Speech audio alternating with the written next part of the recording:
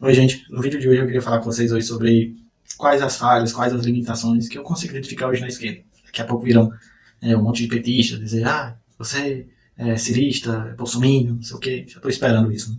Mas fazendo análise e ao mesmo tempo autocrítica, porque eu fui por muito tempo e sempre votei na esquerda, na verdade. E hoje me considero, apesar de estar aqui fazendo esse debate, levantando essa bandeira de centro-esquerda, como eu falei em outros vídeos anteriores, essa neutralidade absoluta, cara do centro, 100% centro, praticamente não existe, é uma utopia, mas é uma utopia necessária, digamos assim. Da mesma forma que tem pessoas aqui no canal, vários amigos que estão contribuindo, que são no centro-direita.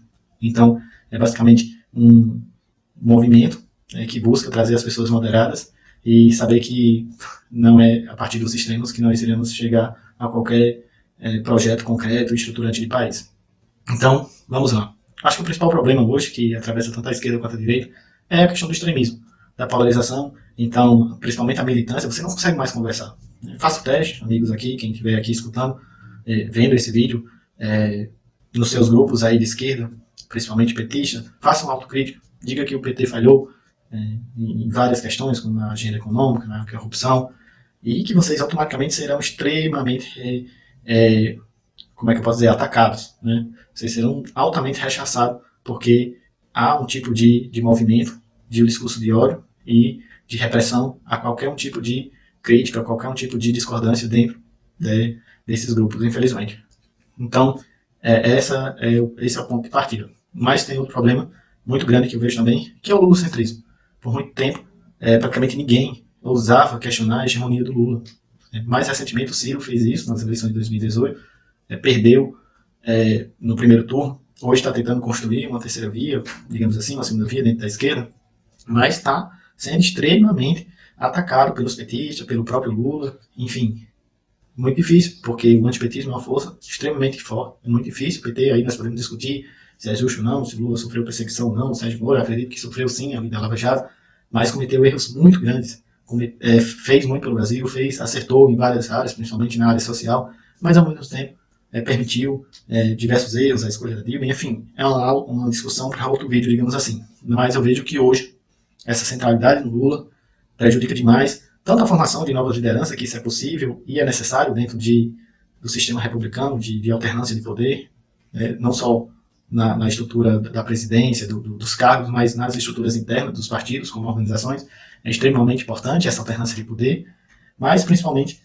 porque essa força antipetista irá durar aí por muito tempo. Então, eu acredito que o PT, com essa perspectiva, com esse perfil que tem de sempre ali estar na liderança, querendo a ponta da chapa, querendo aparecer da maneira mais proeminente possível, prejudica demais hoje a formação de uma agenda propositiva, a identificação principalmente das classes mais pobres, que hoje estão com o Bolsonaro, boa parte, especialmente os religiosos, neopentecostais, enfim.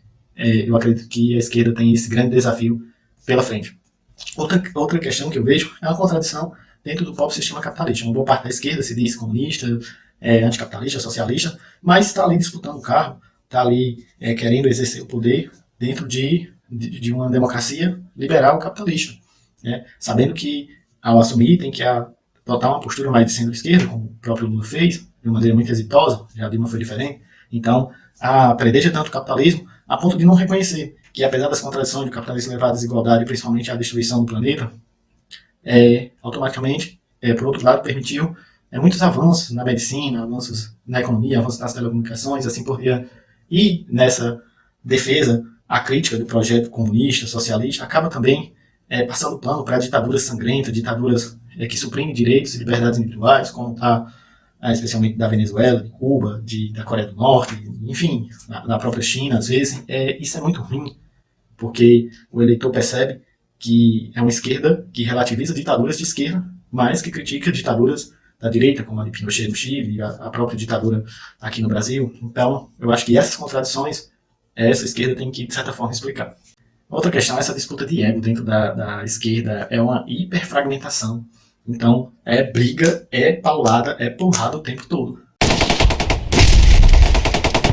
Então fica ali a extrema esquerda com a esquerda mais tradicional, criticando a centro-esquerda, criticando outras dimensões que não necessariamente flertam com o comunismo, com o socialismo, dizendo que não é a verdadeira esquerda, ficam discutindo o tempo todo quem é a esquerda raiz, quem é a esquerda Nutella, que uma parte da esquerda está traindo os ideais marxistas, comunistas, leninistas e assim por diante. Então essa disputa que você não consegue ver tanto na direita, ela se une muito à direita em torno ali do capital, enfim, das políticas econômicas mais neoliberais. Na esquerda há essa disputa, essa briga muito grande e que acaba fragilizando, em vez de procurar se unir em determinadas agendas, essa aqui nos une, essas ações. Então, vamos construir um projeto, uma agenda partidária nessa dimensão. No resto, nós iremos reafirmar nossas diferenças. Não, fica ali nessa disputa que é extremamente prejudicial. E dentro dessa hiperfragmentação e disputa, hoje, nós conseguimos ver a disputa que não é nada saudável, que é nada construtiva entre o Ciro Gomes e o Lula, que já saiu ali das eleições de 2018 extremamente fragmentado. O Ciro Gomes tirou uma votação muito expressiva no primeiro turno,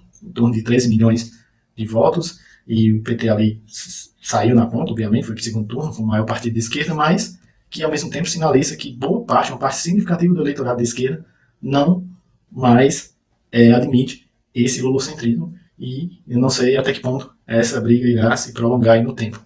Mas são basicamente essas as falhas que eu consigo identificar na esquerda. Eu admito que elas também têm muitas, digamos, qualidades. Eu acho que a maior delas é a de lutar pela justiça social, por uma sociedade mais justa. Hoje está levantando a bandeira da renda mínima, eu acho isso extremamente importante. E eu vejo que uma fragmentação também da esquerda é a questão do identitarismo. Então, as pautas que ela defende é extremamente importante, a luta contra o racismo, contra a homofobia, contra o machismo, mas, ao mesmo tempo, se não tiver uma dimensão maior da questão do emprego, do trabalho, da renda, dos interesses nacionais, isso pode limitar também numa perspectiva maior.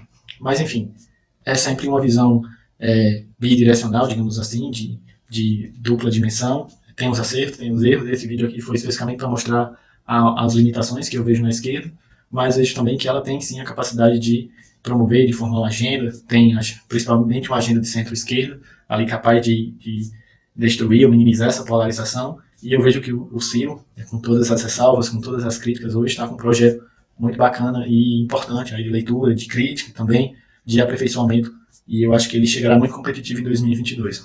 Valeu, gente, um abraço e até a próxima, se Deus quiser. Não esqueçam de compartilhar, de curtir o canal e de deixarem suas críticas assim, que é o espaço para criticar, para crítica construtiva, de formar um ambiente que nós possamos nos aprimorar paulatinamente.